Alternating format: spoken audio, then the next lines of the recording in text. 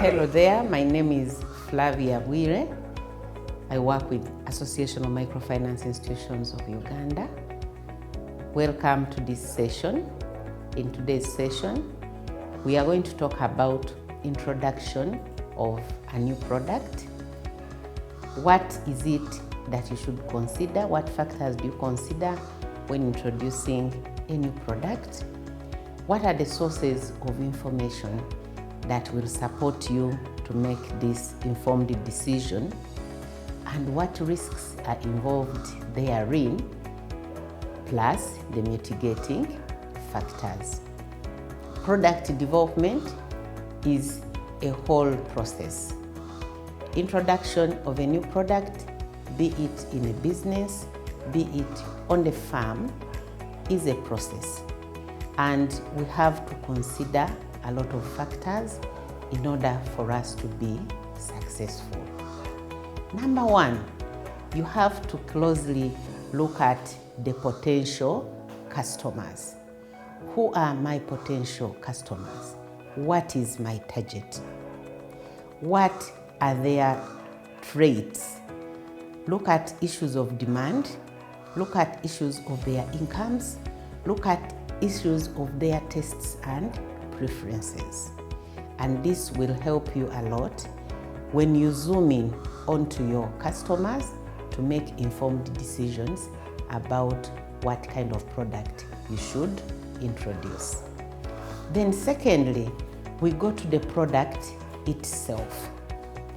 What kind of features will make it unique, for example? We know that uniqueness makes the product attractive. What kind of quality would be suitable for them? You also consider the style and design.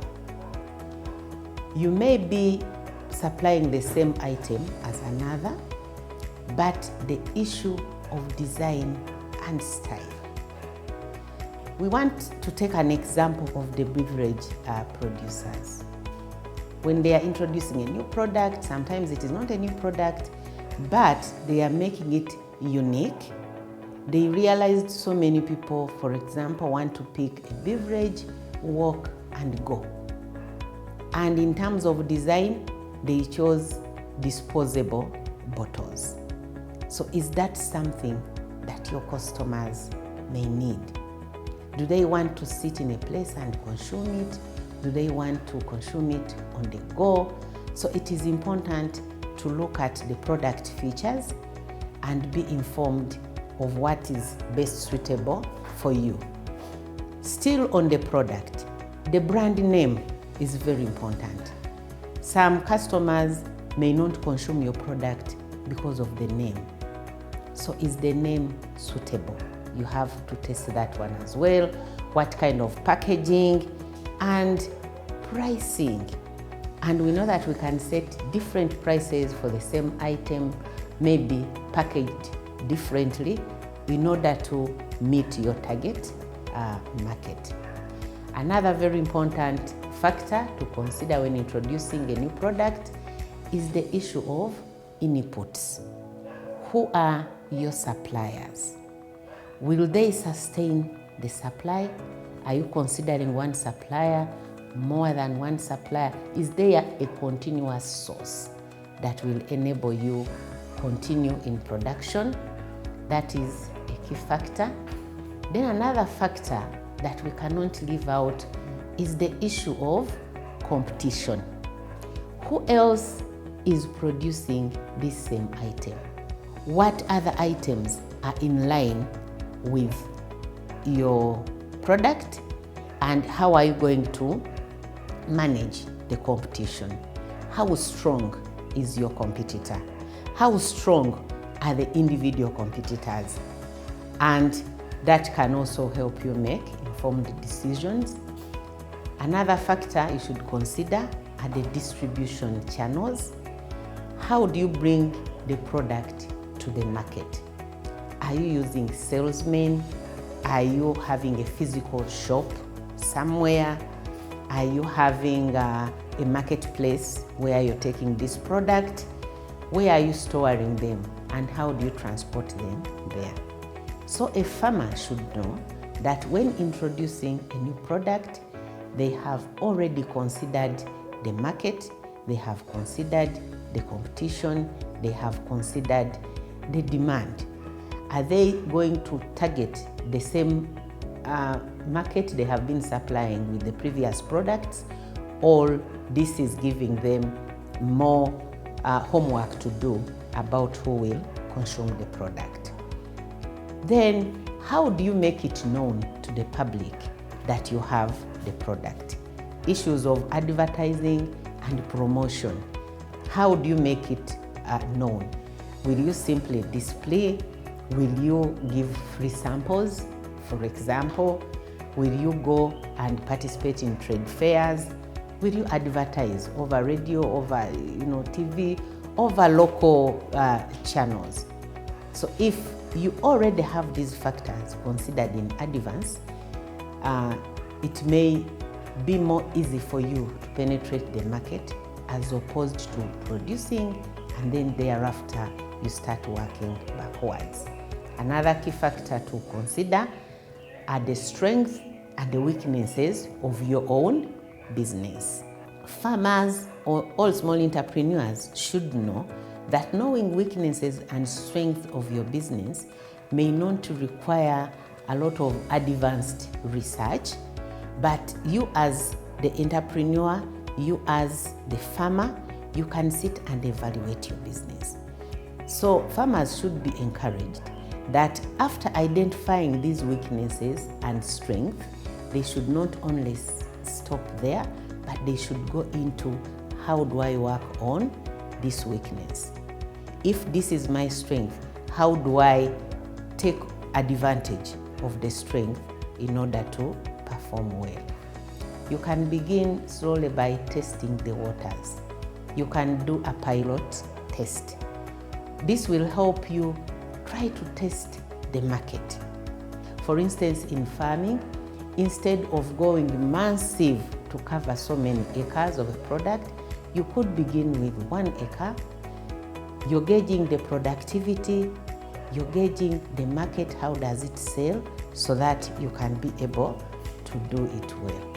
So in summary, we said we have to consider these 7 factors. Look at the market, your target market, the potential customers.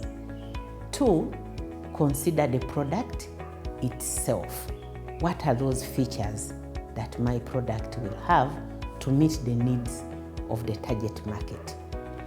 Input factors, where do I get supplies in order to do this? For the farmer, issues of quality seeds, very important.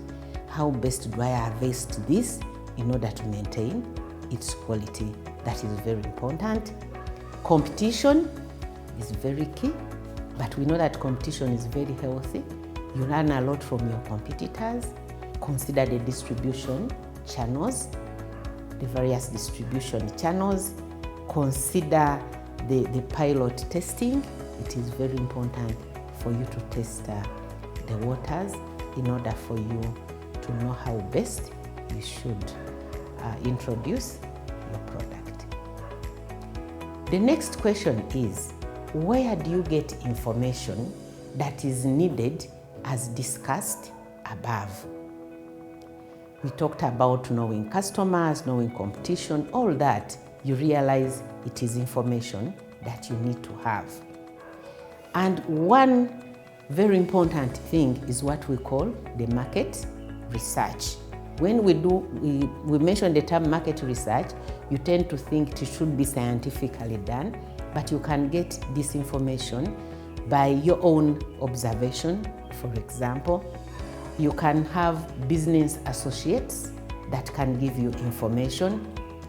You can also get business advisory services.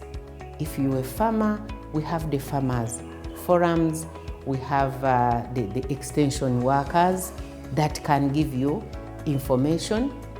Your own staff, as you're producing, as you're doing business, you're dealing with staff.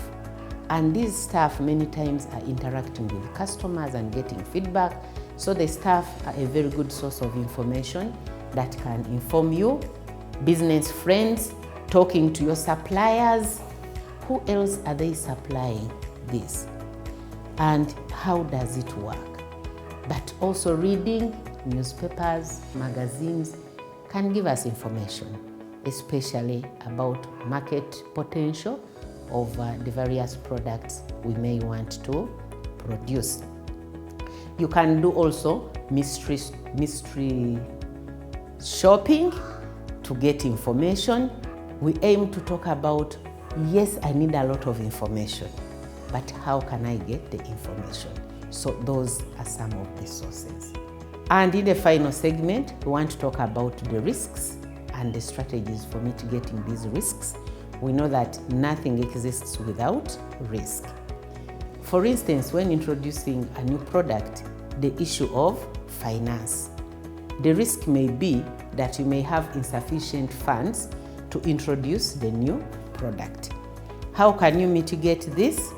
You can calculate carefully the amount you need beforehand, and you already try to identify the sources of finance so that you're not taken by surprise when your finances are insufficient.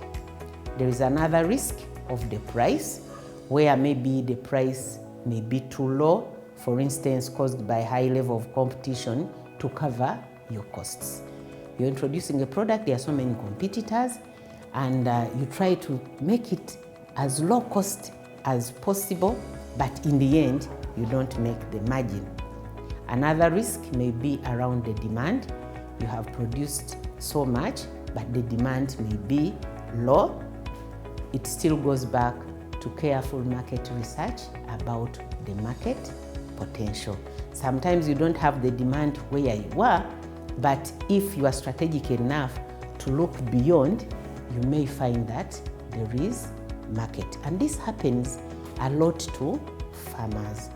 You produce your tomatoes and you're waiting for some buyers to come to the garden, but in that particular region, maybe so many people have produced the tomatoes, so you should be able to look for markets even beyond, if it means carrying the produce there.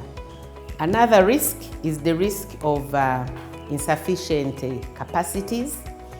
The capacities may be in terms of management of your enterprise, organization, technical aspects, and the mitigating factor here should be do enough research around production, whether it is labor intensive, if the staff need some additional training, or if you need to acquire new qualified staff to enable you capture this.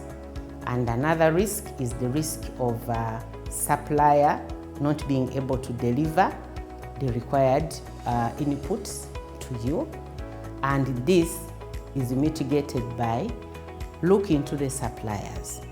It is always advisable not to only rely on one supplier, but have more than one supplier so that you can cover that risk.